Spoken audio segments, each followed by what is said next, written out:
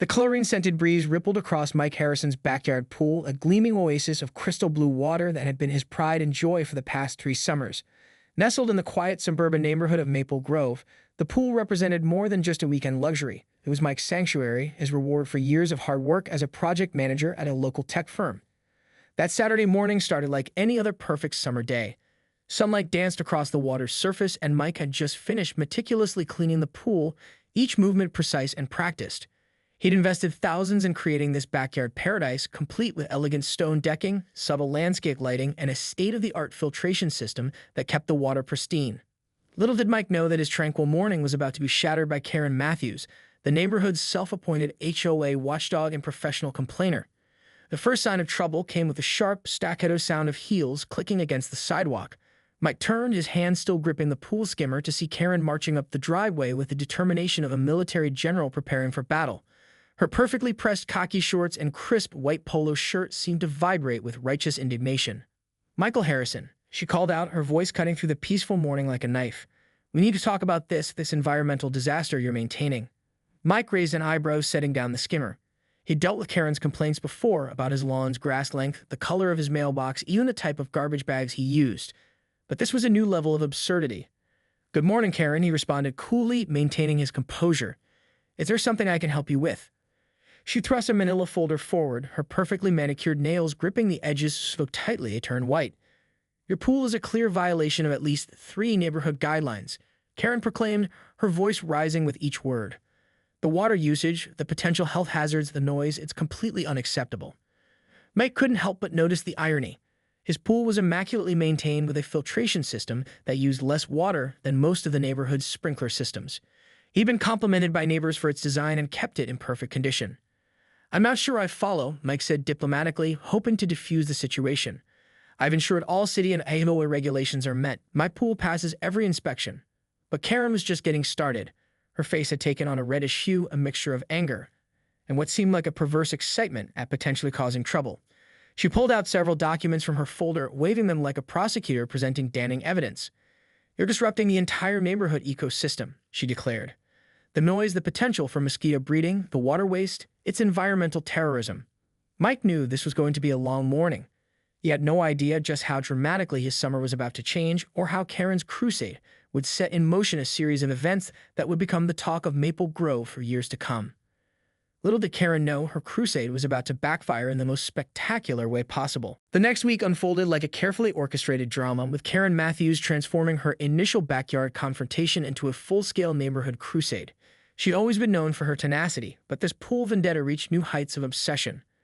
Mike discovered the first official communication in his mailbox, a formal complaint from the Maple Grove Homeowners Association, meticulously typed and laden with bureaucratic language. Karen's fingerprints were all over the document, each accusation more ridiculous than the last. Apparently, his pool was now a potential environmental hazard and a noise pollution source. He couldn't help but chuckle at the absurdity. Mike had always been a considerate neighbor, hosting occasional weekend gatherings where he carefully monitored noise levels and ensured everyone's comfort. The pool that actually brought the neighborhood together, with several families enjoying summer barbecues and pool parties. But Karen was relentless. She began a systematic campaign, gathering signatures from what she claimed were concerned residents. In reality, Mike knew most neighbors were simply signing her petition to shut her up. Sarah Jenkins from 2 doors down had even whispered to him at the local grocery store, "Don't worry, we all think she's lost her mind." The HOA meeting became Mike's moment of reckoning. Held in the community center's bland conference room, it felt more like a circus than an official proceeding. Karen had prepared a presentation complete with dramatic photographs of his pool, enlarged to highlight what she called potential environmental infractions. "This pool is a menace," Karen proclaimed, her pointer dramatically tapping a series of blown-up images. "Look at the water consumption, the potential chemical runoff, the noise pollution during summer evenings."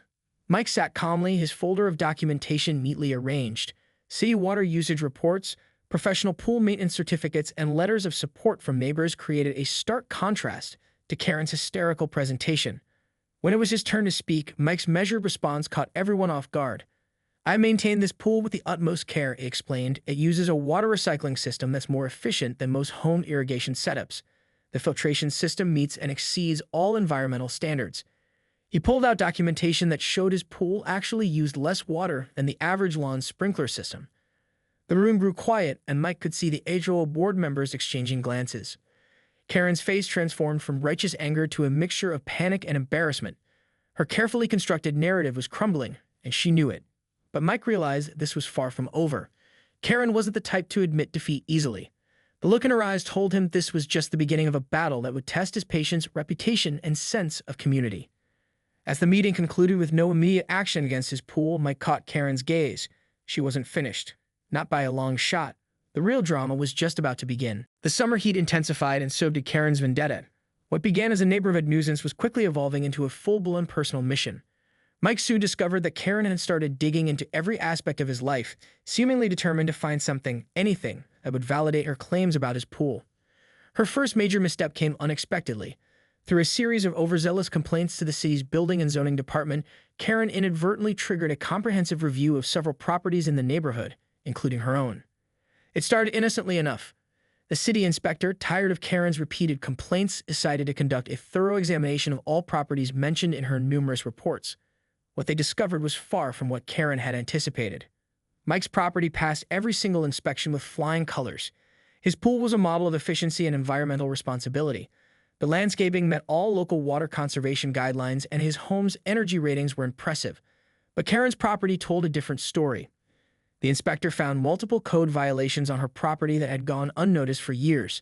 An unpermitted shed in her backyard, electrical work done without proper permits, and a drainage system that was dangerously close to violating local environmental regulations. Each violation carried potential fines that would make Mike's pool renovation look like pocket change. Worse still, Karen had been running a small home-based catering business without the proper health department certifications. What she had always presented as a hobby was actually operating in a legal gray area that could result in significant penalties. The neighborhood began to watch the unfolding drama with a mixture of fascination and barely concealed amusement. Sarah Jenkins, who had previously warned Mike about Karen, now openly smiled when she saw Karen's increasingly stressed demeanor. "Karma works in mysterious ways," Sarah muttered to Mike one afternoon as they watched Karen frantically speaking on her phone, pacing her perfectly manicured front lawn. Mike tried to feel sympathetic, but found it difficult. Karen had spent months trying to create problems for him, weaponizing every possible bureaucratic avenue. Now, the very system she tried to use against him was turning its spotlight on her. The Asia Oil Board, which had previously tolerated Karen's constant complaints, now looked at her with a mixture of exasperation and suspicion. Her credibility was rapidly dissolving, much like her carefully constructed image of the perfect neighborhood watchdog. But Mike knew Karen well enough by now to understand that she wasn't going to go down without a fight. The look in her eyes told him this was far from over. She would find a way to strike back to prove that she was still in control. Little did she know the next chapter of this neighborhood saga was about to unfold in a way nobody could have predicted. The pool that had started it all was about to become the least of her worries. The summer was heating up, and so was the drama in Maple Grove. August arrived with a scorching heat wave that seemed to mirror the tension brewing in Maple Grove. Karen Matthews was now a changed woman. Gone was the confident, clipboard-wielding neighborhood enforcer. In her place was a frazzled, increasingly desperate individual fighting a losing battle. The city's citations had been just the beginning. Her catering business, her pride and joy, was now under serious investigation. Health department officials made multiple surprise visits, each inspection more thorough than the last. Clients began canceling orders, whispers of potential health code violations spreading faster than summer wildfire through the neighborhood's gossip network. Mike watched the unfolding drama with a mixture of disbelief and reluctant compassion.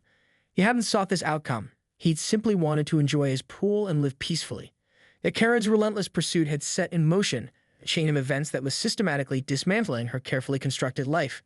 The final straw came during the neighborhood's annual summer block party, an event Karen had always dominated with her elaborate catering spreads. This year, she arrived looking pale and defeated, her once pristine catering setup reduced to a small, lonely table at the edge of the gathering. Sarah Jenkins, who had become something of an unexpected ally to Mike, approached him with a knowing look. "I almost feel bad for her," she whispered, though her tone suggested otherwise. Almost. Mike nodded silently. The irony wasn't lost on him.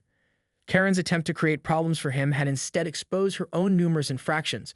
Her reputation as the neighborhood's self-appointed rule enforcer was crumbling faster than a sandcastle at high tide. But Karen wasn't finished. Mike could see the desperation in her eyes, the look of someone who knew they were cornered and was preparing for a final, potentially destructive stand. One evening, as Mike was enjoying a quiet moment by his pool, he noticed Karen's car parked across the street. She wasn't moving, just sitting there, watching. The intensity of her gaze sent a chill down his spine. This wasn't over. Not by a long shot. The pool that had started it all now stood as a silent witness to the neighborhood drama. Its crystal-clear water reflected the setting sun, a stark contrast to the turbulent emotions swirling around it. Mike knew the final act of this saga was yet to come, and whatever Karen was planning, it would be her most desperate move yet. Little did he know how right he was. The calm before the storm was about to break, and Maple Grove would never be the same again. The night was humid, the kind of oppressive summer evening that made even the crickets sound exhausted. Mike had just finished cleaning his pool, the underwater lights casting a soft blue glow across the backyard. He sensed something was different, a tension in the air that went beyond the typical summer stillness. It happened quickly. Around midnight, Mike heard a commotion outside. At first, it was just a rustling, then the unmistakable sound of something heavy being dragged. Instinct made him peek through the blinds.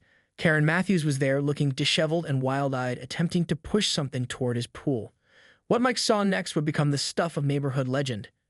In her final, desperate attempt to discredit him, Karen had brought a collection of fabricated evidence, doctored photographs, forged documents, and what appeared to be hastily constructed props meant to make his pool look like an environmental disaster.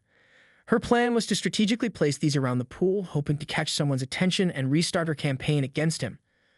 But karma has a sense of humor. As Karen leaned forward to position her last piece of evidence, she lost her balance. The combination of the slick grass, her own exhaustion, and the weight of her fabricated props sent her tumbling directly into Mike's pristine pool. The splash was spectacular.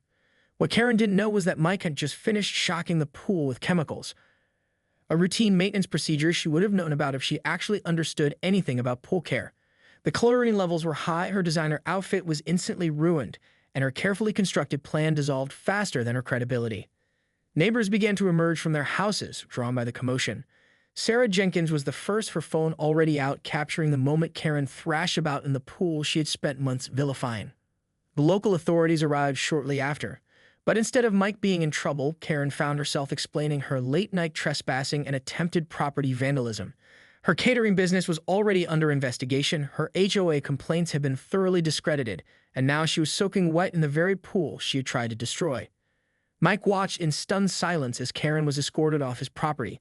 The neighborhood had finally seen her true colors, not the concerned citizen she portrayed herself as, but a desperate individual consumed by her own misguided vendetta. In the days that followed, the story spread like wildfire. Mike became something of a local hero, while Karen became a cautionary tale about the dangers of obsession and false accusations. As for the pool, it remained a perfect oasis, a silent testament to Mike's patience and integrity. The final irony wasn't lost on anyone. Karen's crusade had destroyed nothing except her own reputation, and in the end, all she got was a very long, very chlorinated swim.